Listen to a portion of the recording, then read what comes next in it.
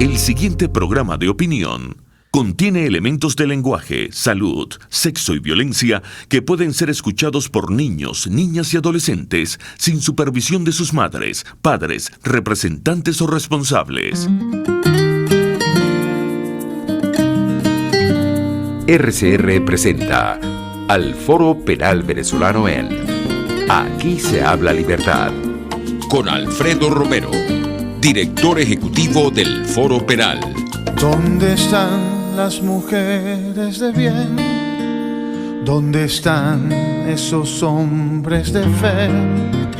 ¿Dónde están nuestros niños de amor que gritan y claman la verdad? ¿Quién para tantas balas el mar? ¿Quién para tanta arbitrariedad? ¿Quién para tanto odio y maldad? ¿Dónde están los soldados de paz? Por la vida doy la vida, por la paz doy amor, por respeto a la vida. Esta canción contra el terror, una canción contra el terror. Buenos días a todos. Muchas gracias por estar, los que están conectados. Hoy, como siempre, todos los martes a las 11 de la mañana. Aquí les hablamos pues de derechos humanos y de lo que ocurre en esta materia en el país. Les habla Alfredo Romero, director presidente del Foro Penal.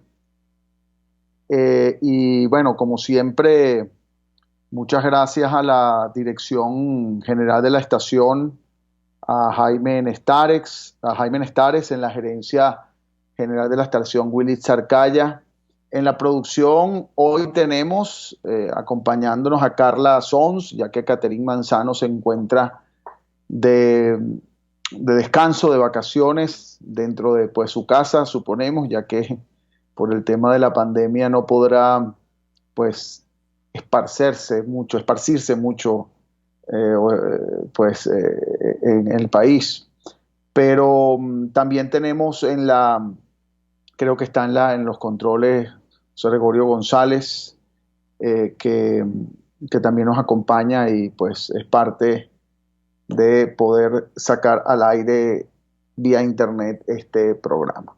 Hoy, Carla, no sé si ya tenemos conectado con nosotros a Marino Alvarado. Marino Alvarado fue director de Provea, de una organización de derechos humanos pues muy conocida, con mucha tradición en Venezuela. Hoy sigue trabajando con Provea, pero también con otras organizaciones, entiendo, como Amnistía.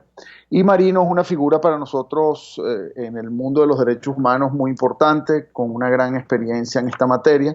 Y por supuesto, Marino, vamos a hablar del informe de la ONU, de la misión de determinación de hechos que fue publicado el 15 de septiembre de este año y que sigue siendo un tema a discutir no solo nacionalmente, sino internacionalmente.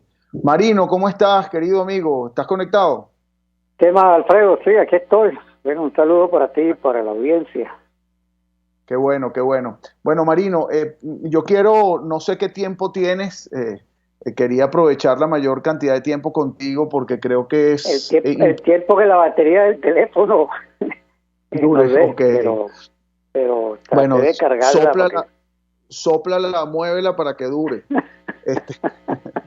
Bueno, Marino, el tema que nos trae hoy a discutir contigo y a invitarte, primero muy agradecido por poder conectarte hoy con nosotros, es evidentemente este informe de la misión de determinación de hechos. Ya sabemos que lo has discutido en múltiples oportunidades, nosotros también lo hemos hecho, pero sigue siendo un tema a compartir con la gente, ¿no? Y no quiero hablar ya de lo que probablemente ya se ha hablado, podemos hacer quizás un resumen de que este informe es de la misión de determinación de hechos, una unidad creada hace un año por una resolución del Consejo de Derechos Humanos que viene trabajando en una, digamos, determinación de hechos, pero de alguna forma es una investigación sobre lo que ha ocurrido en Venezuela en 4 aspectos, en lo que respecta a detenciones arbitrarias con políticos, torturas, desapariciones forzosas y ejecuciones extrajudiciales.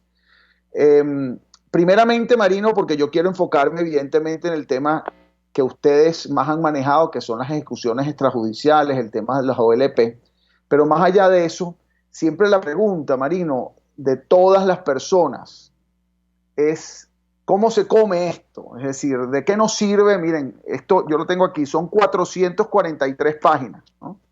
El informe de la ONU con detalles, testimonios terribles, caso por caso, mujeres, hombres, personas que han sido objeto o víctimas de tortura, familiares de personas que han sido asesinadas, testimonios al respecto, etcétera, etcétera. Y es una cosa, como les digo, como les enseño acá, no sé si lo estás viendo, Marino, porque estás vía telefónica, pero es una cosa enorme, ¿no? Y esta cosa enorme que viene a ser el primer informe, digamos, investigativo realmente de la ONU, sin tomar, sin, digamos, despreciar lo que han sido otros reportes de la Alta Comisionada de Derechos Humanos en el pasado, y sin despreciar evidentemente un informe muy importante que fue el de la Organización de Estados Americanos, que también fue remitido a la Corte Penal Internacional. Pero la gente lo ve como otro informe más, de alguna manera, ¿no? Entonces, la pregunta, luego de toda esta introducción tan larga, que quería que nos dijeras tú con tu experiencia, ¿qué consecuencias prácticas para el ciudadano, para la víctima, tiene y para el futuro del país tiene este informe de la misión de determinación de hechos? Bueno, se dice que gota a gota el agua rompe la roca, ¿no? Y yo creo que este informe es una gota más en la búsqueda de romper la impunidad y que haya justicia. Este informe se suma, digamos, a un proceso que se viene dando desde hace varios años, desde antes incluso del 2014, a pesar de que el énfasis del sistema internacional de protección está centrado desde el 2014, pero ha habido un proceso continuo de monitoreo, de denuncia de parte del sistema internacional de protección. Yo quiero reivindicar el enorme trabajo que ha hecho la Comisión Interamericana de Derechos Humanos con sus informes, donde ha ido develando poco a poco en buena parte de lo que hoy dice el informe de la misión de determinación de hechos, pero que ya también había señalado Michelle Bachelet en el 2014. Entonces, estamos ante un proceso en el cual se va avanzando lentamente, se van teniendo resultados y ciertamente alguna gente se pregunta, bueno, pero es un informe más, ¿con qué se come eso? ¿Qué impacto tiene? Bueno, tiene distintos impactos, y yo voy a señalar algunos. Bueno, en el 2019 Michelle Bachelet sacó su informe. Ese informe, que fue bastante integral sobre la situación de derechos humanos en Venezuela, incidió mucho en que algunos gobiernos que venían manteniendo una actitud muy cautelosa frente a la situación de Venezuela, empezaran, digamos, a ser mucho más críticos con el gobierno venezolano, empezaran a apoyar en el sistema internacional iniciativas que tenían que ver con el tema venezolano, pero también incidió mucho ese informe en las organizaciones sociales, no solamente con colegas de derechos humanos de otras organizaciones, sino en el mundo sindical, en el mundo de los partidos políticos, que tenían dudas, que no creían mucho cuando se decía que en Venezuela había graves violaciones de derechos humanos, cuando se hablaba de un número de miles de ejecuciones. Y cuando Bachelet dice en Venezuela hay miles de ejecuciones, Venezuela, la gente está pasando hambre. Venezuela hay un sistema judicial favorable a la impunidad. Eso repercutió en muchas organizaciones y ayudó al cuestionamiento y al aislamiento del gobierno. Este informe de la misión de determinación de hechos es mucho más contundente, no solo porque describe con mayor crudeza a partir de recoger los testimonios de las personas. Hay que aclararle a quienes nos escuchan que son dos mandatos distintos y por eso los informes la obra de la alta comisionada y la misión de determinación de hechos son distintos. No es que Michelle Bachelet no ha querido señalar responsables y la misión de determinación de hechos ha querido, no, es que el mandato también es distinto. Entonces este informe nos ubica también en una situación con repercusiones inmediatas. Yo creo que la más inmediata es que se profundiza el aislamiento del gobierno de Maduro, se amplía el cuestionamiento y mucha gente que sigue dudando sobre lo que está pasando en Venezuela va a empezar a comprender que la situación es más grave de lo que ellos se imaginan. Entonces tiene repercusiones inmediatas y otras que, digamos, para no extenderme, lo podemos ir conversando, otras en el campo jurídico y también en el campo político. Bueno, sí, porque fíjate, una de las grandes preguntas que probablemente muchas personas se hacen desde el punto de vista, y hablando del punto de vista jurídico, es ciertamente este informe establece, digamos, primero hechos bien importantes y responsabilidades, o al menos presuntas responsabilidades. Y la gran pregunta que las personas se hacen es, bueno, ¿qué tan inmediato es que realmente se abra una investigación formal de carácter, digamos, lo judicial, o así sea nacional o internacionalmente, para que estos responsables efectivamente, digamos, sean al menos procesados o al menos juzgados por los delitos que se cometen? Esa es una pregunta que la gente se hace y quisiera que nos compartas cuál es tu impresión al respecto. Sí, se abren varias vías jurídicas. Yo voy a hablar de una y a partir de una experiencia muy reciente. Se abre la vía de la jurisdicción universal. ¿Qué es esto de jurisdicción universal? Algunos países tienen en su legislación la posibilidad de juzgar a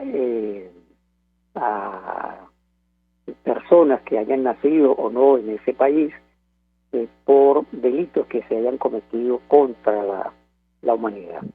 España es uno de ellos, Brasil es otro de ellos, por lo menos de los que recuerdo en este momento, que establecen esa posibilidad.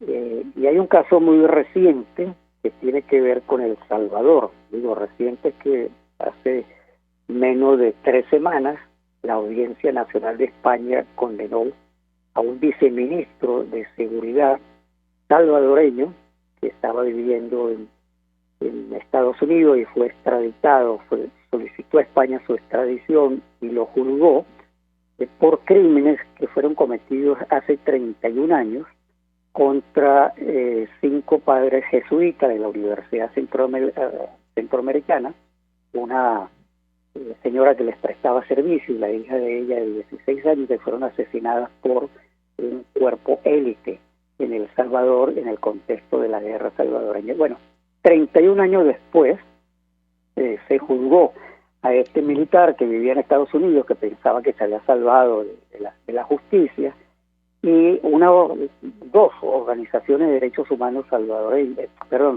españolas iniciaron junto con víctimas salvadoreñas esta solicitud ante los tribunales españoles para que se juzgara a este militar que, como dije, vivía en Estados Unidos. España solicitó su extradición y se le aplicó la jurisdicción universal. Fue condenado hace menos de 3 semanas a 132 años de cárcel, y es un ejemplo de lo que pudiera ocurrir. Es decir, España, Brasil, cualquier otro país que tenga en su jurisdicción la posibilidad de juzgar estos delitos de lesa humanidad, pudiera iniciar procesos contra quienes están señalados en el informe como presuntos responsables de los delitos de lesa humanidad. ¿Por qué?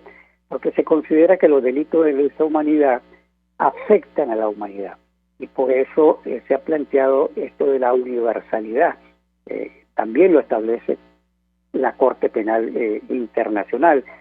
También se establece que son imprescriptibles. Entonces, pudiéramos tener una situación donde en los próximos meses o años se abra un proceso judicial contra cualquiera de estas personas responsables, pero también que dentro de unos cuantos años, es decir, al ser imprescriptibles, cualquiera de estas personas, una vez que termine el poder que hayan, o que, como no hablemos en este caso de Nicolás Maduro o de Padrino López o de Gustavo González López, habremos de otros funcionarios que están señalados ahí que puedan salir del país por cualquier circunstancia, pudieran ser detenidos y procesados, incluso quien hoy ejerce de hecho, digamos, la presidencia de la República. Entonces ahí se abre esa posibilidad, y como digo, cualquier país que tenga en su legislación lo establecida la jurisdicción universal, y en cualquier momento, puede ser dentro de poco, puede ser dentro de muchos años. Lo único es que ya con este informe de la misión de determinación de hechos va a haber una persecución, vamos a llamarlo así, contra estas personas por mucho tiempo, y en algún momento pudiera concretarse. Y creo que para esas personas es un dolor de cabeza. Tal vez hoy se sientan muy arrogantes porque están en el poder, pero el poder pasa, el tiempo queda, la prescripción se mantiene, las violaciones de derechos humanos sucedieron y pueden ser condenadas en algún momento. Entonces creo que estamos avanzando hacia niveles de justicia importantes. Y lo otro es la Corte Penal Internacional, pero para una etapa que podamos seguir conversando. Sí, bueno, lo de la Corte Penal Internacional es un tema largo a conversar. Quiero recordarles a todos, y también tú lo sabes, Marino, que este diciembre es que se hace el resumen, digamos la exposición que va a hacer la fiscal del Tribunal Penal Internacional sobre los exámenes preliminares abiertos en el mundo. Y al menos para este diciembre se espera ya saber si en Venezuela se pasa a una fase 3 o nos pasamos a la fase 3, y la fecha que se espera al momento es diciembre. No sabemos si antes, pero podemos asegurar que es así. Y probablemente lo que sí sabemos, me consta que este informe de la ONU ya está en manos, por ser un informe público, del equipo que trabaja lo que es el examen preliminar sobre Venezuela en la Fiscalía del Tribunal Penal Internacional, ¿no? Pero es un tema que también a discutir. Pero quería preguntarte ya un poco más con tu experiencia personal, ¿no? Yo sé que tú conoces a muchas personas, no solo por el trabajo reciente en relación con estos temas en los cuales se enfoca el informe, digamos desde el año 2014, pero conoces también a muchas personas que están o estuvieron relacionadas con el gobierno, ¿no? Y de alguna manera sabemos que tienes probablemente algunas conversaciones con algunas impresiones. Mi pregunta es desde dos puntos de vista. ¿Cómo ven aquellos que no están involucrados en estos crímenes, directa o ni siquiera indirectamente, que están trabajando para el gobierno, que están de alguna manera probablemente involucrados incluso con el sistema de justicia? ¿Cómo crees tú o cómo ven ellos este informe de la Organización de Naciones Unidas? Mi pregunta concreta es si realmente aquí en Venezuela este informe puede servir para impulsar digámoslo así, una rectificación de muchas personas, para que a lo mejor en Venezuela, que sería lo que todos queremos, ¿no? Y aspiramos que sea en Venezuela que se haga justicia en relación con esta situación. Eso por un lado. Y por el otro lado, ¿cómo crees tú que ven, porque pareciera que no le dan ninguna importancia, así lo lo plantean, descalifican incluso a la misión que redactó este informe de la Organización de Naciones Unidas. Ese ha sido el planteamiento en cuanto al informe. Incluso recientemente hubo una rueda de prensa donde estaba el fiscal y el canciller, cosa que por cierto además a nosotros nos choca un poco porque se supone que debería haber una independencia entre la fiscalía para realizar una investigación del Poder Ejecutivo, en el sentido de que si el Poder Ejecutivo está involucrado, la fiscalía más bien debería ser ese ente que debe proceder, no a desestimar inmediatamente estas 443 páginas, sino a leerlas con detenimiento e investigarlas. Pues evidentemente no hubo tiempo ni de leerlas con detenimiento, porque no se puede leer algo en 2 días así tan rápidamente, sino de una manera inmediata descalifican, primero desacreditan o establecen la supuesta falsedad de lo que el informe señala, se burlan del mismo y desacreditan incluso la misión que trabajó en el informe, lo que implica un descrédito incluso de la propia Organización de Naciones Unidas, que fue la encargada de designar a través de una resolución del Consejo de Derechos Humanos a esta misión, ¿no?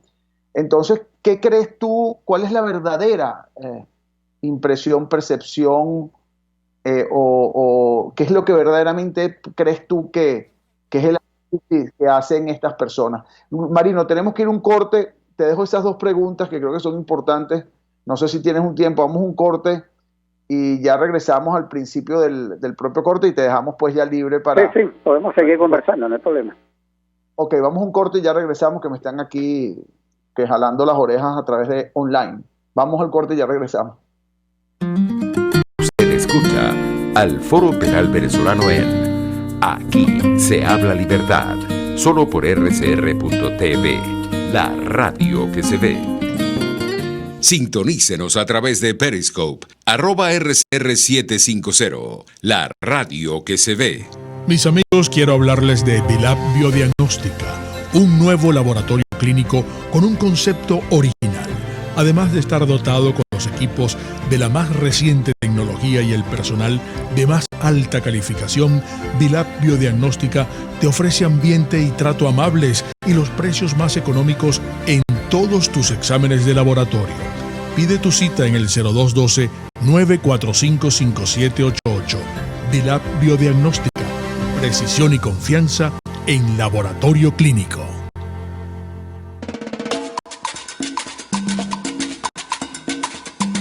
Fuerza que nos activa, fuerza que une a un país que quiere cambio.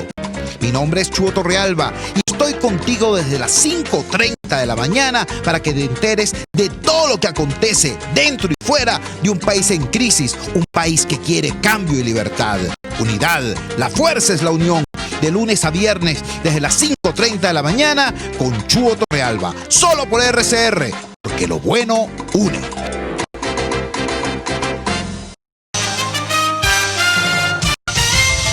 Informe RCR presenta titulares. Estados Unidos sancionó a Miguel Antonio José Ponente Parra, Guillermo Antonio Luces Osorio, José Bernabé Gutiérrez y Chaim José Bucaram, los primeros dirigentes opositores, con sus vínculos con Maduro. Consecomercio estima que la pérdida de empleo en el país puede estar rondando el 30%. Los trabajadores petroleros protestarán este martes en el estado Anzoátegui para exigir mejoras salariales y condiciones laborales. Así lo destacó Eudis Girot, sindicalista petrolero, esta mañana en el RCR. El trabajador petrolero devenga apenas 200.000 bolívares a la semana, esa es la realidad. Y PDVSA eliminó el sistema corporativo de salud, empujando prácticamente a los trabajadores a la muerte que deambulan por las calles del país, medicinas, enfermos, y cuando van a las clínicas dicen que PDVSA no los atiende porque los convenios fueron desechados, fueron eliminados. Cuando van a los hospitales se encuentran con una triste realidad que los centros hospitalarios están prácticamente colapsados y sin nada para atender a los pacientes que asisten a buscar auxilio ante esta situación. Y nosotros decidimos convocar a los trabajadores petroleros a nivel nacional. Y bueno, esa convocatoria arrancó aquí en Puerto La Cruz y se diseminó por todo el país. Hoy encontramos la protesta de los trabajadores en Zulia, Falcón, Carabobo, Guárico, Barinas, Sucre, Monaga, Puerto Ordaz, en Guayana y aquí en el estado de Anzoátegui, donde ha sido el epicentro de esas protestas. Se ha hecho con muchísima fuerza, a pesar de toda esta situación donde se le ha pedido a los trabajadores y a la población que se queden, pero entonces todo el mundo dilema, me quedo en la casa, ¿cómo sostengo a mi familia quedándome en la casa? Y entonces cuando te pagan el salario te consigue que el salario solo es $1 al mes. En internacionales, una explosión sacude un edificio de Hezbollah en el sur del Líbano. Y en los deportes, Barcelona acuerda con el Inter el traspaso de Arturo Vidal. 11:35.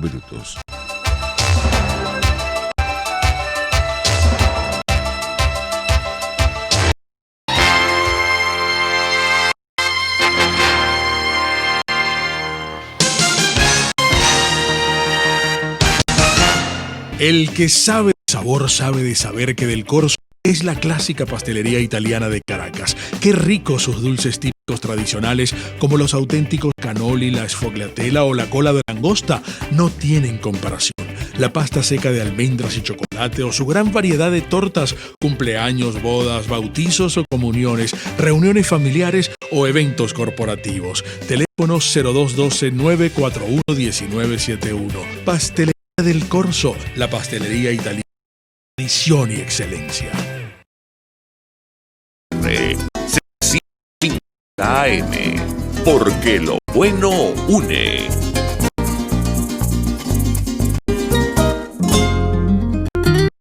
Les estamos presentando al Foro Penal Venezolano en Aquí se habla libertad. Bueno, aquí seguimos con Marino Alvarado. Yo puse en mi Twitter, por cierto, que para conectarse con RCR.750, pero veo que no está conectado en vivo en Twitter, sino hay que ir directo a Periscope, ¿no? Estoy tratando de ver porque me están preguntando que no está en Twitter como siempre. Bueno, eso hay que verlo posteriormente cuando se fije el Periscope a Twitter. Lo que sí estamos es en YouTube, rcr.tv, donde hay algunas preguntas, ¿no? Bueno, Marino, ¿sigues allí, no? Marino. Aquí estoy, sí. Bueno, la pregunta que hacíamos anteriormente era esta, pues, aquellos no involucrados que están dentro del gobierno de este informe y aquellos que de alguna manera pudiesen estar involucrados, que los descalifican. ¿Cómo realmente crees tú que se analiza y se siente, pues, digamos así, este informe de la Organización de Naciones Unidas recientemente publicado el 15 de septiembre? Voy a empezar con... Estoy escuchando un eco, no sé si lo pueden quitar. Pero voy a empezar con algo que sucedió ayer. Ayer tuve un foro donde estuvo la fiscal Luisa Ortega Díaz y la doctora del pueblo Gabriela Benítez.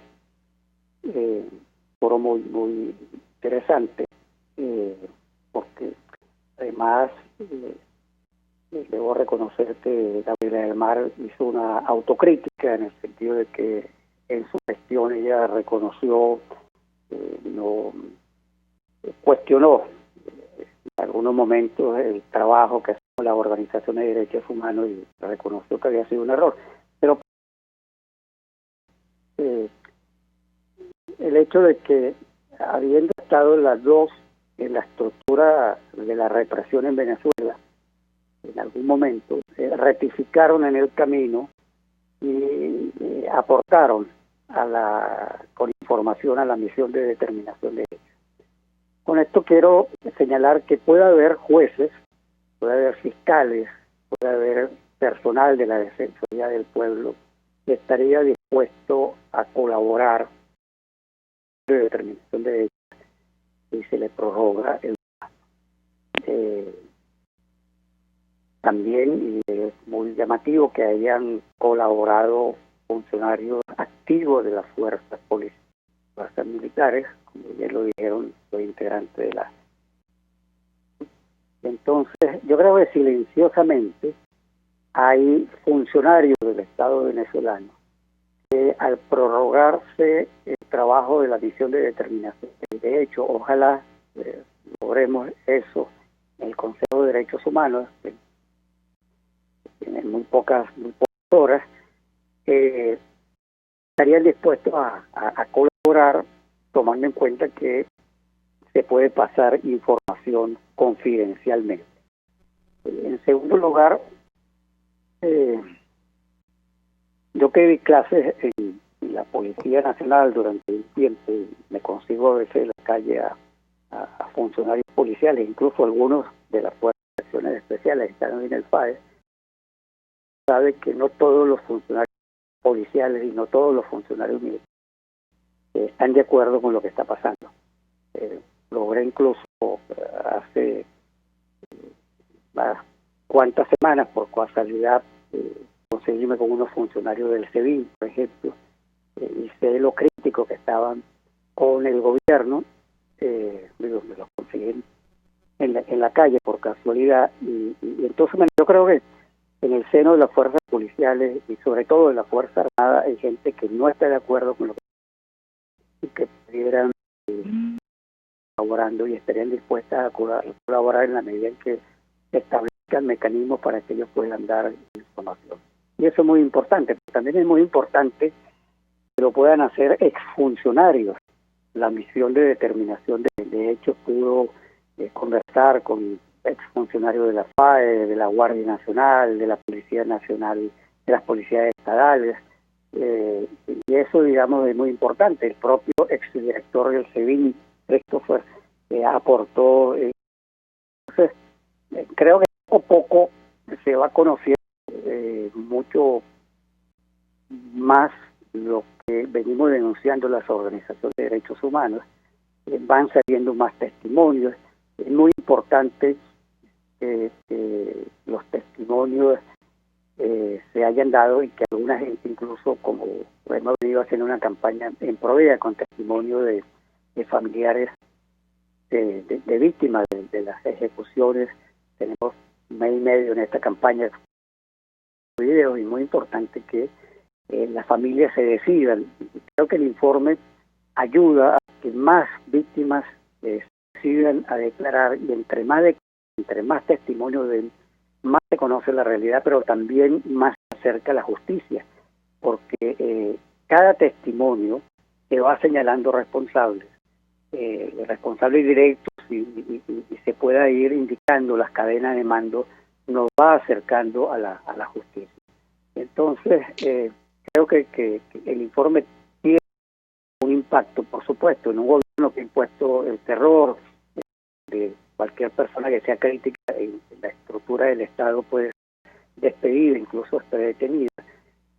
No lo hacen público, pero yo estoy plenamente seguro que hay mucha gente que está dispuesta a apoyar, y que si se prorroga el mandato de la misión de determinación de hechos, van a estar dispuestas a declarar, y yo las animo además a que lo hagan. Los mecanismos son seguros, pueden dar información con absoluta confidencialidad, pueden enviar documentos con absoluta confidencialidad, que esos documentos van a ser bien reservados, y bueno, así entre todos vamos construyendo justicia, y yo creo que es lo más importante.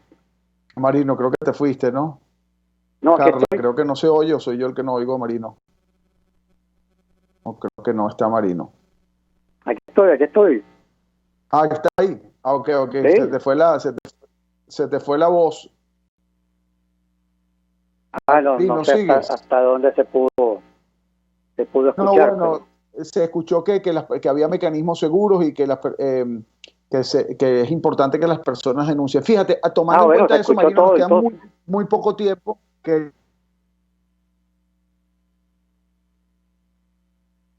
Aló, sí, ¿me oyes? Sí, te estoy escuchando. Sí, pero Provea, como tú decías, ha llevado muchos de estos casos de ejecuciones extrajudiciales, y también tiene un mecanismo para que las víctimas digamos, los familiares de víctimas se comuniquen con ustedes. ¿Tú puedes darle los datos de cómo se comunica con Provea o con las organizaciones que también estén llevando estos temas para poder ellos también presentar sus casos y expliques muy rápidamente, porque nos queda muy poquito tiempo, cuando hablamos de ejecuciones extrajudiciales y particularmente de estas que ha venido investigando la Misión de Determinación de Hechos, cuáles son a las ejecuciones que te estás refiriendo, ¿no?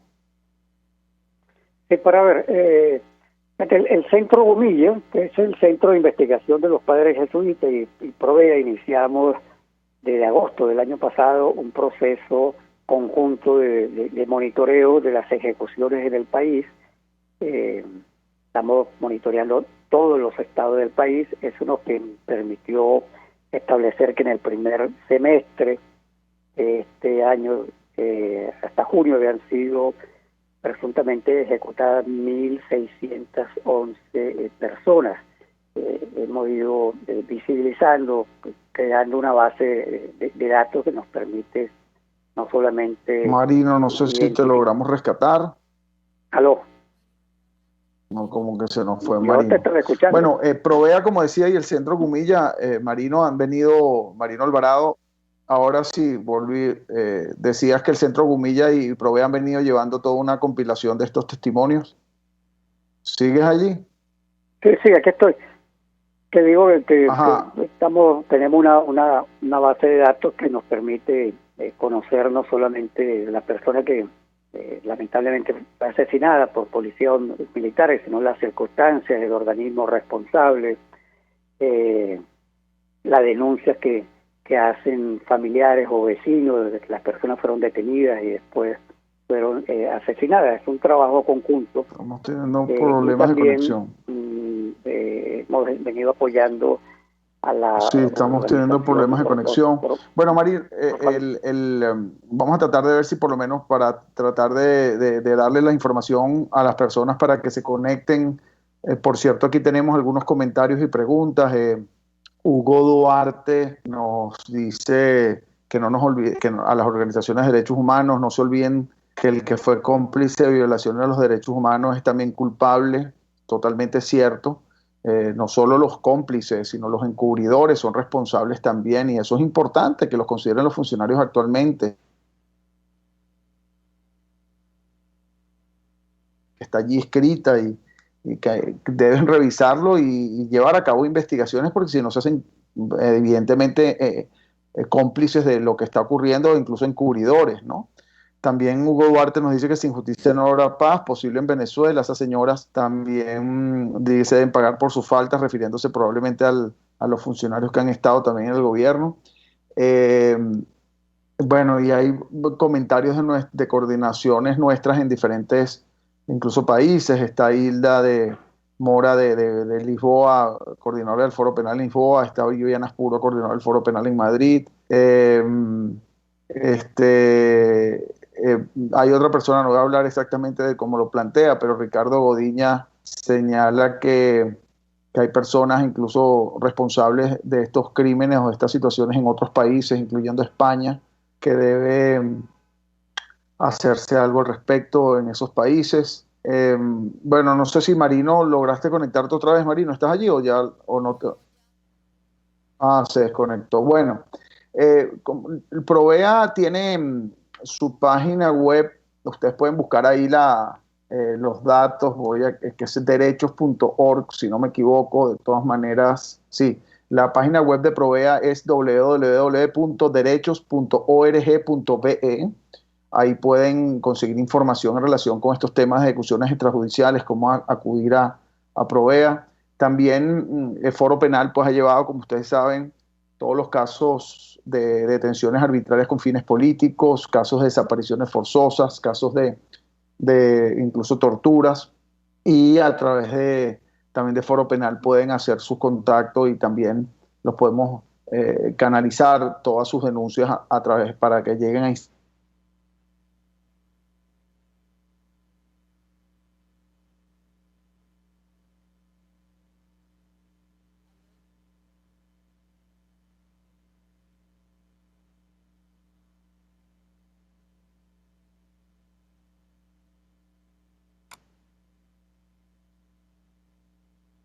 través de foropenal.com, incluso a través de los teléfonos 0414-269-4287, pueden comunicarse.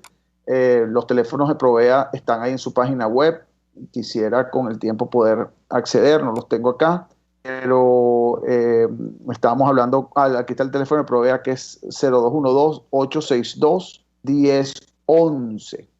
Y pues siempre están también trabajando en estos temas y canalizando todas las denuncias. Uno de los puntos importantes es precisamente la necesidad de que esta misión de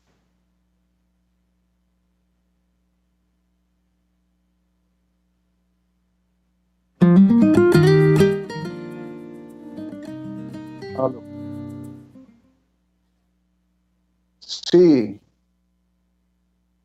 Perdón, que se me salió la cortina allí. Bueno, disculpen. Ok, ahora me oyen. No sé si... Ok, disculpen que es que estamos un poco con problemas técnicos, y es difícil pues saber cómo vamos, ¿no? Les decía que la idea, de lo que estamos apostando es que se renueve el mandato de la misión de determinación de hechos, que el día de mañana va a haber una discusión, un diálogo interactivo en la Organización de las Naciones Unidas, o sea, en las Naciones Unidas, donde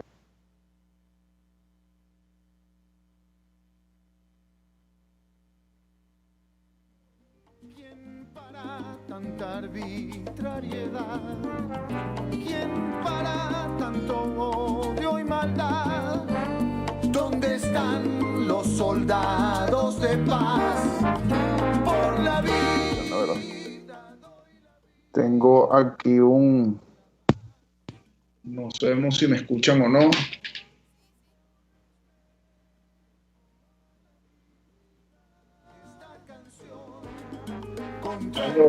Aló. ¿Me escuchan o no? Es que tengo aquí sale la cortina del...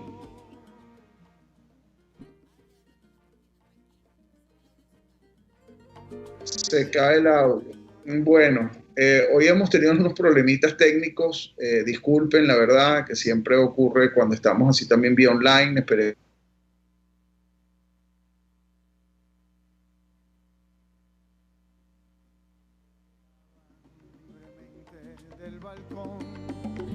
Aquí van nuestros cantos de valor a un pueblo herido, a un pueblo querido. ¿Quién para tantas balas del mar? ¿Quién para tanta arbitrariedad? ¿Quién para tanto odio y maldad? ¿Dónde están los soldados de paz?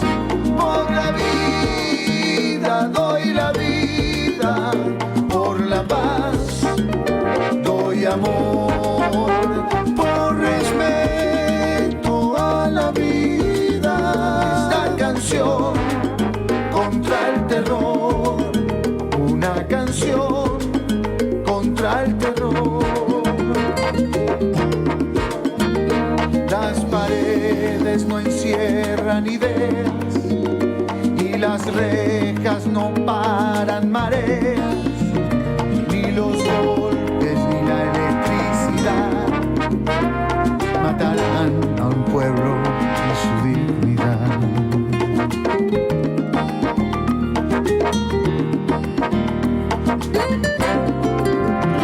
Por la vida doy la vida, por la paz doy amor, por respeto a la vida. Esta canción contra el terror,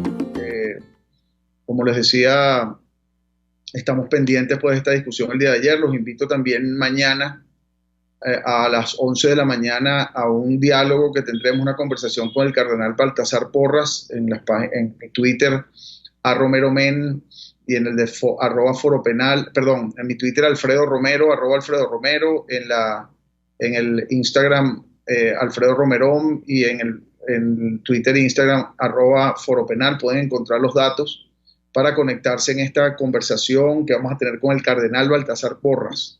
Y el Foro Penal, recuérdense.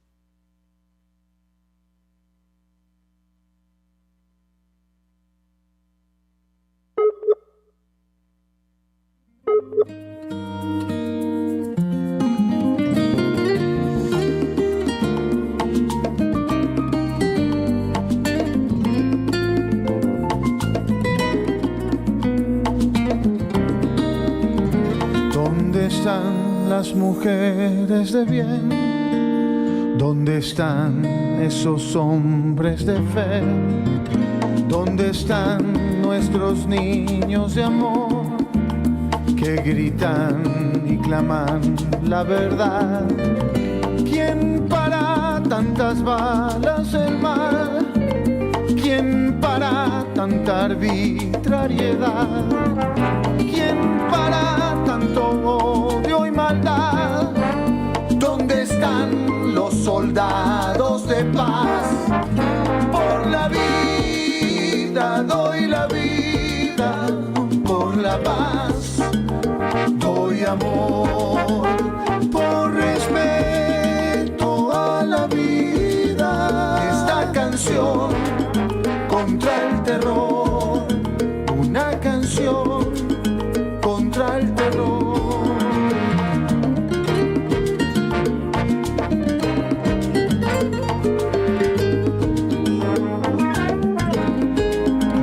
¿Dónde están los aviones de papel que volaban libremente del balcón?